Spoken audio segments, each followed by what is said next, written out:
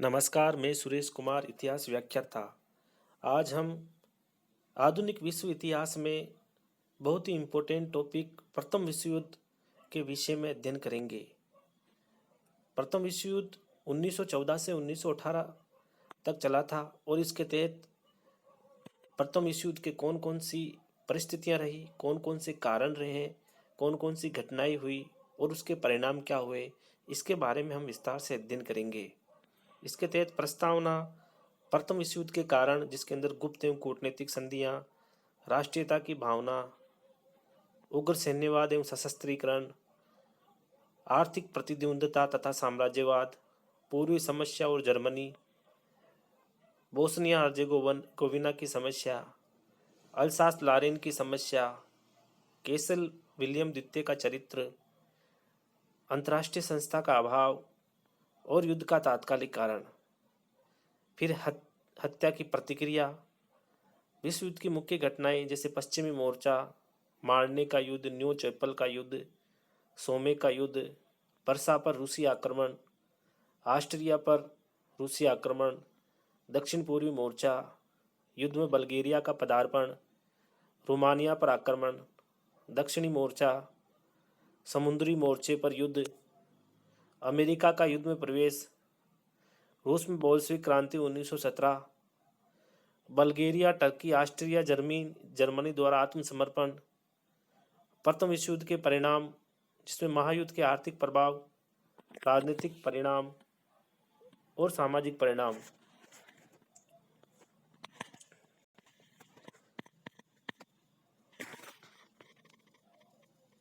अब इसके अंदर हम सबसे पहले प्रस्तावना देखेंगे। प्रस्तावना 20वीं शताब्दी के आरंभिक वर्षों में यूरोप का राजनीतिक परिवेश अत्यधिक तनावपूर्ण हो चुका था। यूरोप के सभी देशों में अस्त्र शस्त्र की प्रतिस्पर्धा लगी हुई थी। सभी देश एक दूसरे की शक्ति से भयाक्रांत होकर अप्रिय घटनाएं घटित हुई थी, जिनसे विभिन्न देशों के मध्य मनमुटाव, अविश्वास, शत्रुता का वातावरण उत्पन्न हो गया। शीघ्र यूरोप दो सशस्त्र गुटों में बंट गया। एक और मित्र एवं संयुक्त राष्ट्र अलाइड एसोसिएट पावर्स थे, जिनमें इंग्लैंड, फ्रांस, रूस, सर्बिया, जापान, पुर्तगाल, यूनान, इटली, अमेरिका आदि थे। तो दूसरी तरफ केंद्रीय शक्तियाँ एक्सिस पावर थी, जिनमें जर्मनी, ऑस्ट्रिया हंगरी, बुल्गारिया और तुर्की थे। इन परिस्थितियों में 28 जून 1914 को ऑस्ट्रिया और सर्बिया के मध्य जो युद्ध आरंभ हुआ, उसका स्वरूप शीघ्र ही विश्वव्यापी हो गया। प्रथम विश्व युद्ध के कारण, गुप्त एवं कूटनीतिक संधियां। बिस्मार्क, जो प्रशा का शासक था, बिस्मार्क प्रथम व्यक्ति था जिसने फ्रांस को यूरोपीय राजनीति में एकाकी कर देने के लिए गुप्त संधियों की संरचना की थी। एतदर्थ उसने जर्मनी की सुरक्षा के लिए रूस, ऑस्ट्रिया, इटली, रोमानिया आदि के साथ कूटनीतिक संधियां की और गुटबंदी की राजनीति का सूत्रपात किया। बिस्मार्क के उपरांत भी गुप्त एवं कूटनीतिक संधियों का क्रम चलता रहा और जर्मनी, ऑस्ट्रिया व इटली का त्रिगुट अस्तित्व में आ गया। रूस और फ्रांस के मध्य भी एक द्विवर्गीय संधि हुई थी। इन परिस्थितियों में विवश होकर इंग्लैंड को भी अपनी शानदार पृथक्करण की नीति का परित्याग करना पड़ा तथा उसे फ्रांस के साथ शक्तिशाली गुट निर्मित करना पड़ा। वस्तुतः इस प्रकार की गुप्त एवं कूटनीतिक संधियों से उत्पन्न गुटबाजी ने प्रथम विश्व युद्ध की पृष्ठभूमि की संरचना की। नेक्स्ट है राष्ट्रीयता की भावना। 1799 ईस्वी में फ्रांस की क्रांति से राष्ट्रीयता की भावना का आविर्भाव हुआ था, जिसने कालांतर में इटली और जर्मनी के एकीकरण में महत्वपूर्ण भूमिका अदा की थी। भविष्य में राष्ट्रवाद की ये भावना उग्र होती चली गई और विभिन्न राज्यों के मध्य पारस्परिक मतभेद का कारण बन गई। 1871 ईस्वी के उपरांत अल्सास लारेन की मांग फ्रांस की राष्ट्रीय मांग बन गई।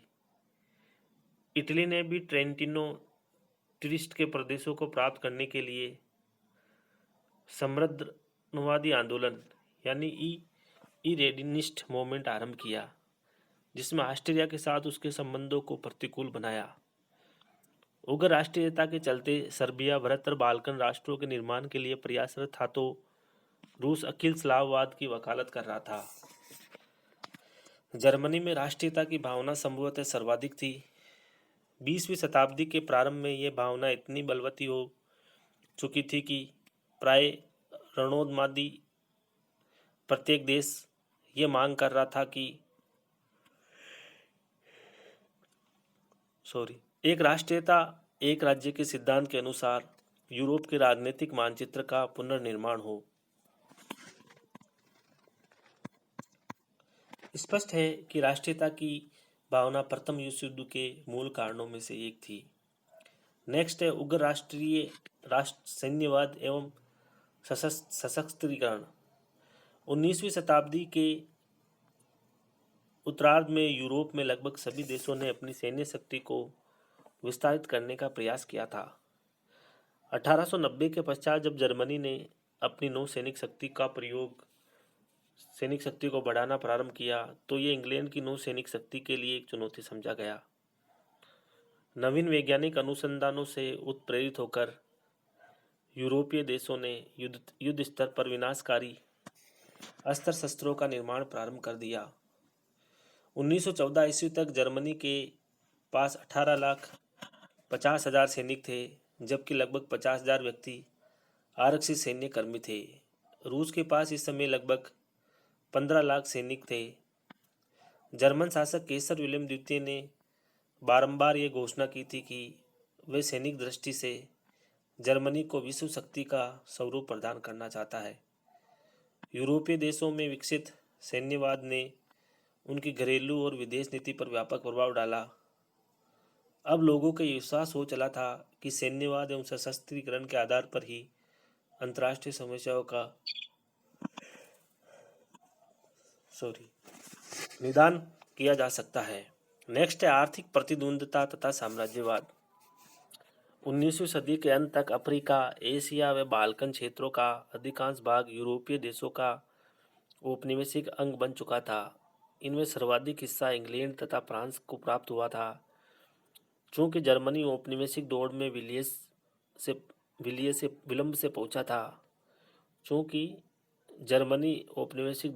से पहुंचा था, अतः उसको अपेक्षाकृत कम क्षेत्र ही प्राप्त हो पाया था। 20वीं शताब्दी के आरंभ में जर्मनी तथा इंग्लैंड की वाणिज्यिक प्रतिद्वंद्विता इतनी अधिक हो चुकी थी कि दोनों देशों के उद्योगपति एवं नेतागण एक दूसरे को नीचा दिखाने का कोई अवसर नहीं चूकते थे। इसी प्रकार रूस एवं ऑस्ट्रिया के वाणिज्यिक हित बाल्कन क्षेत्र में टकरा रहे थे। सुदूर पूर्व एवं चीन में आर्थिक और राजनीतिक साम्राज्यवाद के प्रसार हेतु भी यूरोपीय राज्यों ने निर्णायक संघर्ष आवश्यक प्रतीत होने लगा था। अतः आर्थिक प्रतिद्वंद्विता तथा साम्राज्यवाद ने यूरोपीय देशों के मध्य संघर्ष को नितांत आवश्यक बना दिया था। पूर्वी समस्या और जर्मनी को विश्व शक्ति बनाने के उद्देश्य से केसर विलियम द्वितीय ने पूर्वी समस्या में अभिरुचि लेनी प्रारंभ कर दी। 1878 ईस्वी के बर्लिन सम्मेलन के उपरांत से ही इंग्लैंड ने टर्की के आंतरिक मामलों में रुचि लेना बंद कर दिया था। 1878 का बर्लिन सम्मेलन। केसर विलियम द्वितीय ने टर्की के साथ मधुर संबंध बनाने का प्रयास किया और टर्की के सुल्तान और उसकी जनता को यह विश्वास दिलाया कि जर्मनी उसका सबसे बड़ा शुभचिंतक और मित्र है।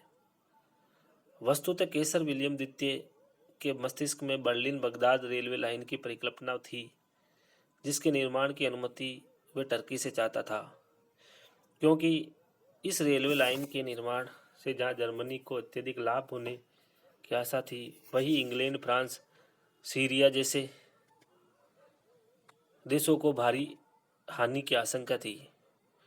योजना के पूरा होने पर इंग्लैंड के भारत तथा एशिया के उपनिवेशों के लिए संकट उत्पन्न हो सकता था।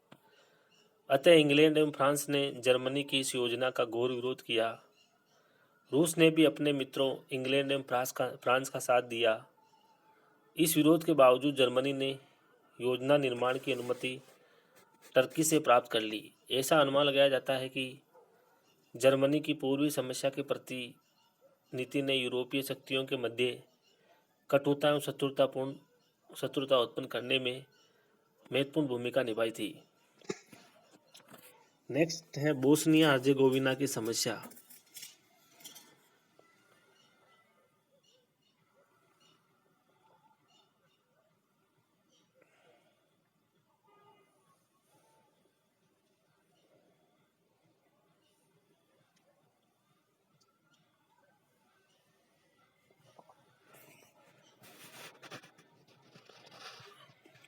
बोस्निया हर्जेगोविना के प्रदेश मूलतः टर्की साम्राज्य में स्थित है, किंतु 1878 की बर्लिन संधि ने इन प्रदेशों के प्रशासन का अधिकार ऑस्ट्रिया को दे दिया था।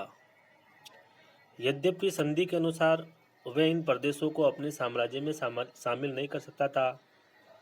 1908 में ऑस्ट्रिया ने संधि का उल्लंघन कर इन प्रदेशों को अपने साम्राज्य में मिलाने की घोषणा कर दी। सर्बिया ने ऑस्ट्रिया के इस कदम की कटु आलोचना की। इस समस्या ने ऑस्ट्रिया तथा सर्बिया के बीच शत्रुता को जन्म दिया। अल्सास लॉरेन की समस्या। अल्सास लॉरेन का क्षेत्र लंबे समय से फ्रांस व जर्मनी के मध्य संघर्ष का कारण बना था। 1870 में सेडान के युद्ध में फ्रांस पराजित हो गया और इस भूक्षेत्र पर जर्मनी का अधिकार हो गया। अल्सास व लॉरेन के प्रदेशों पर फ्रांस के औद्योगिक हित सन्निहित थे।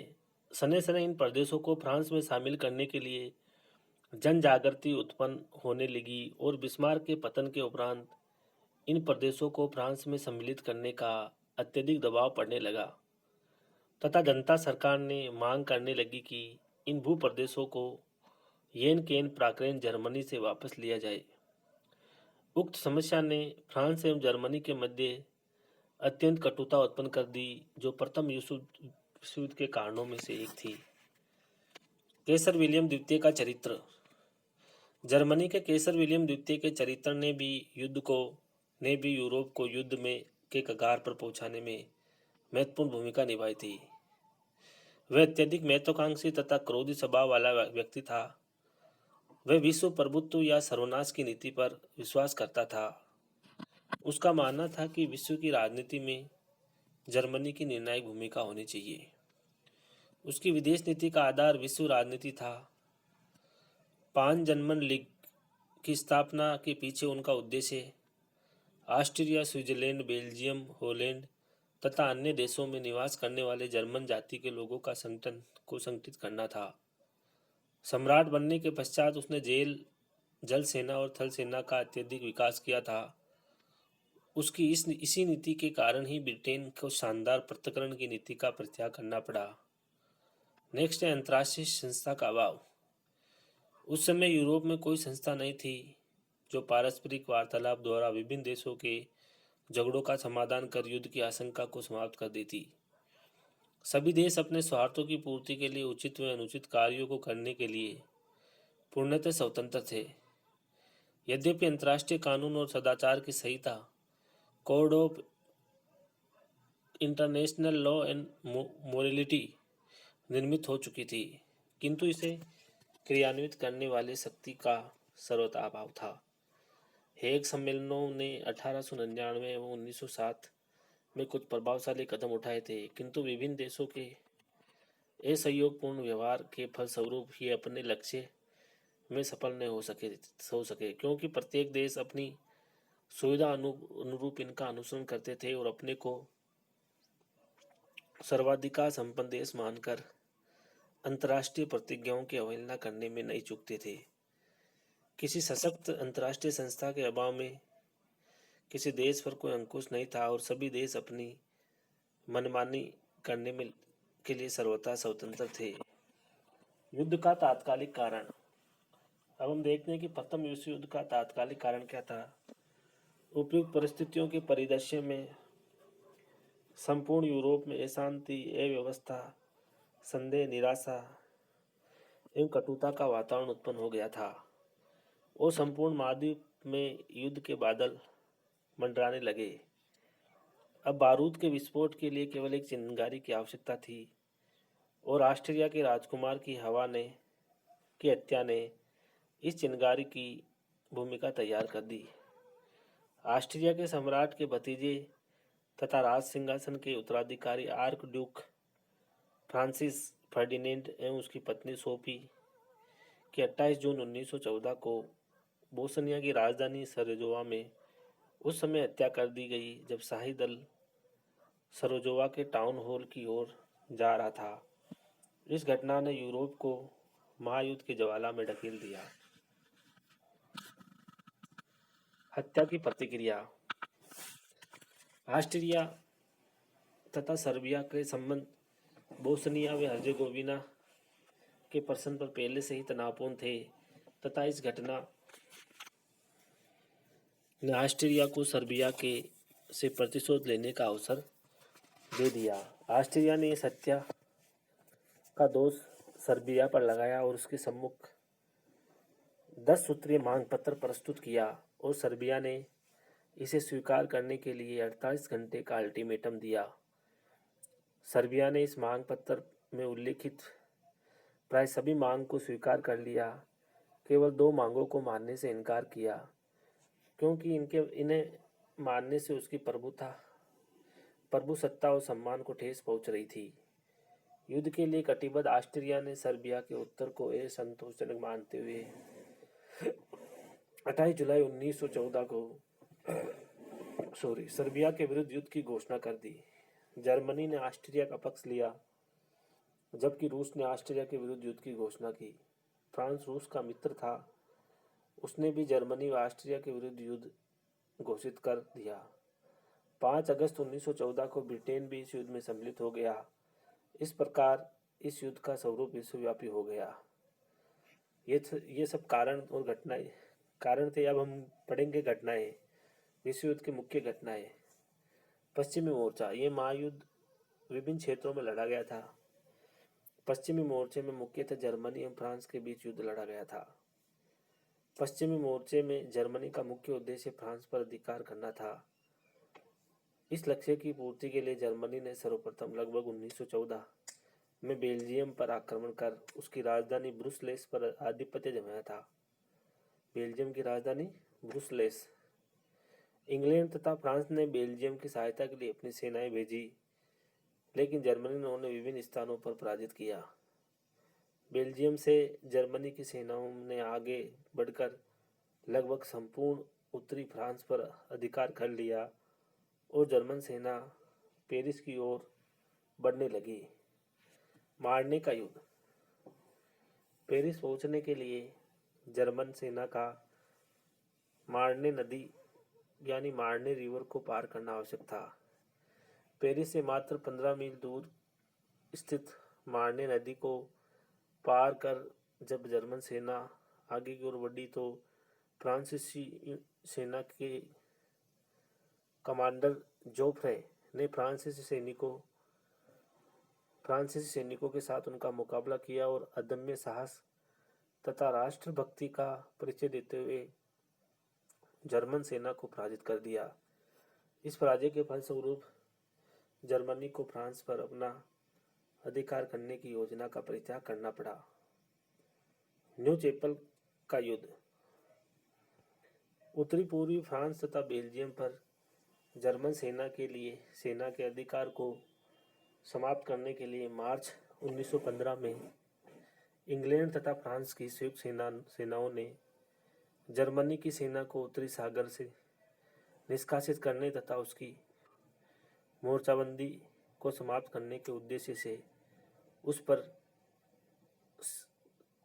भीषण आक्रमण किया। न्यू चैपल के इस युद्ध में यद्यपि किसी भी पक्ष को सफलता नहीं मिली तथापि यह युद्ध इस दृष्टि से महत्वपूर्ण था कि इस युद्ध ने इंग्लैंड तथा फ्रांस को यह समझाने के लिए विवश किया कि जर्मन सेना ने फ्रांस व बेल्जियम से खदेड़ने के लिए कठिन परिश्रम व बलिदान नितांत आवश्यक होगा।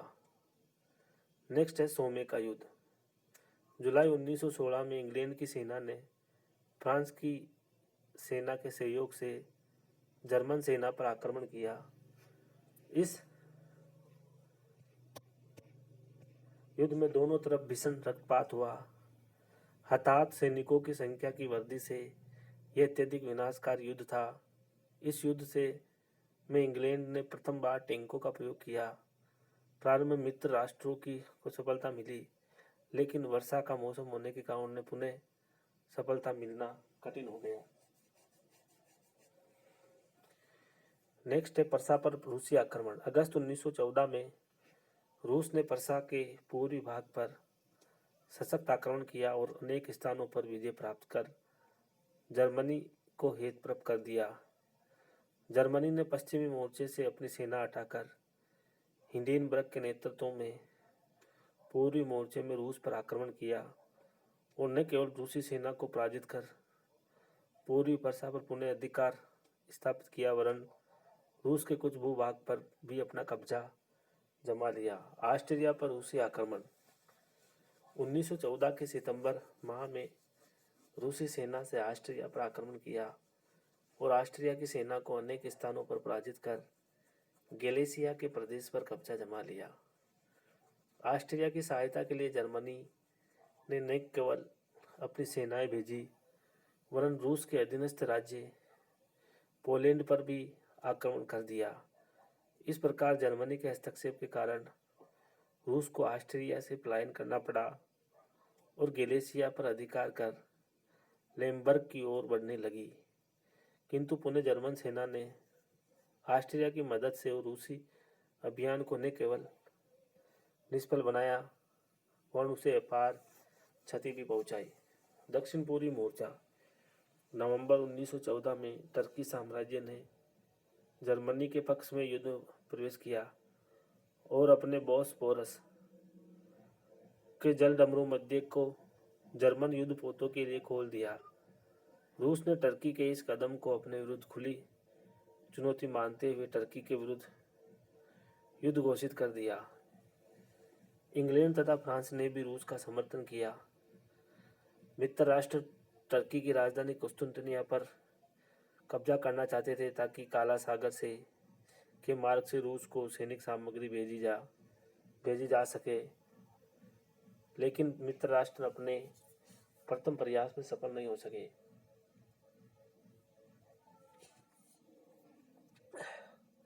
नेक्स्ट है युद्ध में बल्गेरिया का पदार्पण। दक्षिण पूर्वी मोर्चे में मित्र राष्ट्रों के प्रथम असफल प्रयास के परिणाम स्वरूप बल्गेरिया धुरी राष्ट्रों के पक्ष में हो गया और अक्टूबर 1915 में उसने युद्ध में शामिल होने की घोषणा कर दी। बल्गेरिया के साथ देने के फलस्वरूप जर्मनी एवं ऑस्ट्रिया ने सर्बिया पर सम्मिलित आक्रमण कर दिया और नवंबर 1915 में सर्बिया को भीषण पराजय का सामना करना पड़ा। सर्बिया के पराजय के उपरांत जनवरी 1916 में धुरी राष्ट्रों ने मोंटेनीग्रो को पराजित कर कुस्तुनतुनिया के साथ बर्लिन के प्रत्येक संबंध स्थापित कर लिए। रोमानिया पर आक्रमण। रोमानिया अगस्त 1916 में महायुद्ध में मित्र राष्ट्रों के पक्ष में युद्ध में शामिल हुआ था, लेकिन सितंबर 1916 में ही जर्मनी, ऑस्ट्रिया, बल्गारिया एवं टर्की की सम्मिलित सेनाओं ने रोमानिया पर आक्रमण कर दक्षिण रोमानिया पर आधिपत्य स्थापित कर लिया। नेक्स्ट है दक्षिणी मोर्चा। इटली प्रारंभ में युद्ध में तटस्थ रहा था, किंतु मई 1915 में उसने मित्र राष्ट्रों के पक्ष में युद्ध में शामिल होने की घोषणा कर दी। जून 1915 में इटली और ऑस्ट्रिया के मध्य हुए युद्ध में इटली की पराजय हुई। 1916 में ऑस्ट्रिया ने इटली पर पुनः आक्रमण किया, किंतु रूस द्वारा ऑस्ट्रिया पर आक्रमण ने इटली पर ऑस्ट्रिया के आक्रमण को निष्फल कर दिया था। 1917 में इटली पर ऑस्ट्रिया और जर्मनी ने संयुक्त आक्रमण किया और इटली को पराजित किया। किंतु इसी बीच मित्र राष्ट्र विशेषतः इंग्लैंड और फ्रांस की सेनाओं ने इटली की सहायता की और दूरी राष्ट्रों पर आक्रमण को विफल बना डाला। समुद्री मोर्चे पर युद्ध। जल सेना के विस्तार की होड़ भी काफी हद तक प्रथम विश्व युद्ध को प्रारंभ करने के लिए उत्तरदायी थी। महायुद्ध के प्रारंभ में अगस्त 1914 में इंग्लैंड ने हेलिगोलैंड के समीप जर्मन नौसेना को पराजित कर दिया था, किंतु शीघ्र ही जर्मन नौसेना ने चिल्ली के बंदरगाह के समीप इंग्लैंड की नौसेना को पराजित कर दिया। यह इंग्लैंड की नौसैनिक शक्ति के लिए प्रत्यक्ष चुनौती मानी गई। लेकिन 1914 में दिसंबर माह के प्रारंभ में ही इंग्लैंड ने फोकलैंड द्वीप समूह में स्थित जर्मनी के जहाजी बेड़े को पूर्णतः नष्ट कर अपनी नौसैनिक सर्वोच्चता की घोषणा की। समुद्री मोर्चे में जर्मनी और ब्रिटेन एक बार पुनः जटलैंड के युद्ध में आमने सामने हुए थे। मई 1916 में ब्रिटिश एडमिरल बेट्टी के नेतृत्व में जर्मन नौसैनिक बेड़े पर आक्रमण किया गया और जर्मन युद्धपोतों को हेलिगोलैंड तक वापस खदेड़ दिया गया। अमेरिका का युद्ध में प्रवेश। अमेरिका ने प्रारंभ में स्वयं को युद्ध में तटस्थ रखा था, किंतु अमेरिका के अधिकांश नागरिकों की सहानुभूति मित्र राष्ट्रों के साथ थी। युद्ध प्रारंभ होते ही मित्र राष्ट्रों ने अमेरिका से अधिकाधिक अनाज एवं युद्ध सामग्री खरीदना प्रारंभ किया था, जिससे अमेरिकी उद्योगों को भारी लाभ हुआ। अमेरिका की व्यापारिक कंपनियों ने मित्र राष्ट्रों को युद्ध सामग्री के क्रय हेतु ऋण भी प्रदान किए थे। अतः अमेरिका का जनमत मित्र राष्ट्रों के पक्ष में था, यद्यपि सरकार ने तटस्थता की नीति अपनाई थी। 1917 में जर्मनी द्वारा अमेरिकी यात्री जहाज लुसिटानिया को डुबोने के कारण अमेरिकी जनमत जर्मनी के प्रबल विरोध में उठ खड़ा हुआ था, क्योंकि इस जहाज में लगभग 1200 यात्री सवार थे। अमेरिकी सरकार ने 6 अप्रैल 1917 को जर्मनी के विरुद्ध युद्ध की घोषणा कर दी। अमेरिका के युद्ध में शामिल होने से मित्र राष्ट्रों को अत्यंत सहयोग मिला और अंततः सभी ने के संयुक्त प्रयासों से मित्र राष्ट्रों को विजय मिले। रूस में बोल्शेविक क्रांति 1917। सन 1915 और 1916 में रूसी पूर्वी मोर्चे पर केंद्रीय शक्तियों द्वारा बुरी तरह पराजित हुआ था। रूस की आंतरिक स्थिति निरंतर डावाडोल हो रही थी। निरंकुश ज़ारशाही जनता की सुविधाओं का कोई ध्यान नहीं रखती थी। ऐसी स्थिति में 15 मार्च 1917 को जार निकोल द्वितीय के शासन के विरुद्ध रूस में क्रांति हो गई और 7 नवंबर 1917 को लेनिन के नेतृत्व में बोल्शेविकों ने सत्ता पर पूर्ण अधिकार जमा लिया।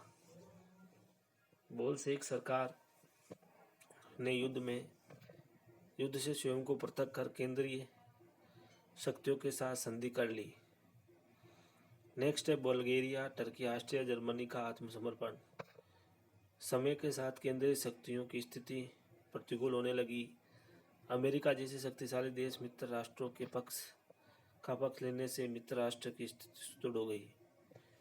29 सितंबर 1918 को बल्गेरिया ने मित्र राष्ट्रों के समकक्ष बिना शर्त आत्मसमर्पण कर दिया और सुदृढ़ युद्ध विराम संधि पर हस्ताक्षर कर दिए। बल्गेरिया के इस कदम ने केंद्रीय शक्तियों की कमर तोड़ दी। प्रतिकूल परिस्थितियां देख टर्की व ऑस्ट्रिया दोनों देशों ने युद्ध से हटने का निर्णय लिया और 31 अक्टूबर 1918 को दोनों राष्ट्रों ने युद्ध विराम संधि पर हस्ताक्षर कर दिए। टर्की व ऑस्ट्रिया ने उन शर्त मित्र राष्ट्रों के समकक्ष आत्मसमर्पण कर दिया। इन्हीं परिस्थितियों में जर्मनी में मध्यम वर्ग ने क्रांति पर जर्मन शासक केसर विलियम द्वितीय से त्यागपत्र की मांग की गई। इसे विवश होकर जर्मन सम्राट ने त्यागपत्र दे दिया। 11 नवंबर 1918 को जर्मनी ने भी युद्ध विराम संधि पर हस्ताक्षर कर लिए। इस प्रकार 28 जुलाई 1914 से शुरू हुआ ये महायुद्ध 11 नवंबर 1918 को समाप्त हुआ। प्रथम विश्व युद्ध के परिणाम। प्रथम महायुद्ध कुल मिलाकर 4 वर्ष 3 माह और 18 दिन तक चला था। इस युद्ध में 30 राज्यों के लगभग 6.5 करोड़ सैनिकों ने भाग लिया। युद्ध क्षेत्र में मारे जाने वाले सैनिकों की संख्या लगभग 80 लाख थी, जबकि लगभग 2 करोड़ सैनिक घायल हुए थे। आम नागरिक भी इस महायुद्ध की विभीषिका से बच नहीं पाए थे और उन्हें भी नाना प्रकार के कष्ट भोगने को मजबूर होना पड़ा था। संपत्ति के विनाश की दृष्टि से भी यह महायुद्ध अभूतपूर्व था। एक अनुमान के अनुसार विभिन्न राष्ट्रों की कुल मिलाकर लगभग 40,000 मिलियन पौंड का आर्थिक भार वहन करना पड़ा था। महायुद्ध के आर्थिक परिणाम। आर्थिक हानि। प्रथम महायुद्ध ने लगभग 10 खरब रुपया प्रत्यक्ष रूप से व्यय हुआ। जान माल की परोक्ष हानि का तो कोई अनुमान ही नहीं था। दोनों पक्षों ने अपार राशि को 4 वर्षों में युद्ध की विभीषिका में झोंक दिया। करोड़ रुपया प्रति घंटा हो गया था। American federal reserve bank board के एक अनुमान के अनुसार सभी राष्ट्रों का संयुक्त व्यय 31 मई 1918 तक 35,000 मिलियन पौंड हो चुका था। युद्ध ऋण। महायुद्ध में हुए इस वृद्ध व्यय के कारण सार्वजनिक ऋणों की मात्रा में भी असाधारण प्रगति हो गई। 1914 ईस्वी में युद्धरत प्रमुख राज्यों का कुल सार्वजनिक ऋण 8,000 करोड़ था, जबकि 1918 ईस्वी में यह लगभग 40,000 करोड़ तक पहुंच गया था।